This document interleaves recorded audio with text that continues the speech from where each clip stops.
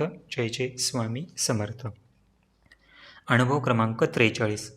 बळप्पास समर्थनाम करण्याची आज्ञा. एक ब्राह्मण पार्थिव लिंगाची पूजा करता करता म्हातारा झाला. एके दिवशी पार्थिव पूजा करीत असता महाराज म्हणाले, अरे, मातीची पूजा आणखी किती दिवस करणार? ब्राह्मणास पुढील मार्ग सांगितला. एखाद्या वेळी गणपतीची पूजा करा, सांबाची पूजा करा असेही महाराज एखाद्यास सांगत. पाषाणाच्या मूर्तीची भक्ती करण्यापेक्षा गुरुभक्ती श्रेष्ठ असे महाराज भक्तास सांगित. एक वेळ अशी गोष्ट झाली की बाळप्पा सेवेकरी प्रातःकाळी 4 वाजता माळ घेऊन गणपतीचा जप करीत बसला होता. महाराज पलंगावर बसले होते व शिवबाई सेवेकरीण त्यास त्यांच्या खाली बसली होती. गोष्टी चालल्या असता शिवबाईने महाराजास विचारले की हल्ली बाळप्पा काय करत आहे? महाराज म्हणाले, तो तरट विणत आहे.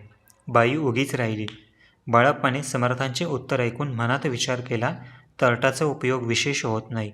त्या अर्थी गणपतीच्या जपापेक्षा श्री स्वामी समर्थांचा जप करावा. दुसऱ्या दिवशी पुन्हा महाराज पलंगावर बसले असता शिवबाई जवळ होतीच. बाळप्पा माळ घेऊन स्वामीचा जप करू लागला. काही वेळाने शिवबाईने श्रींस पुन्हा प्रश्न केला, आज बाळप्पा काय करीत आहे? समर्थांनी उत्तर दिले की अगं, तो कांबळी विणत आहे. बाळप्पाने विचार केला, तरटापेक्षा कांबळीचा उपयोग जास्त आहे, तर सर्व काळ श्री समर्थांचेच नावांचा जप करावा. यावरून या जगतात शालजोडी विणणारे पुरुष किती असतील त्याचा विचार करावा.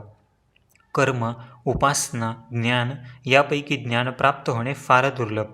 ते प्राप्त करून घेण्यास दीर्घकाळ श्रम करावे लागतात.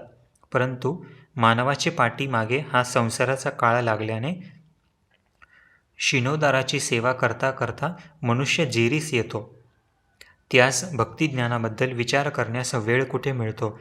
व महाराज केव्हा केव्हा असे म्हणीत की सर्व साधू पोटाखाली व चोटाखाली आहेत. सबब तरणोपायाचा अतिसुलभ मार्ग म्हणजे स्वामी भक्तीच होय. दीनजन तारण्याकरिताच हा अवतार आहे.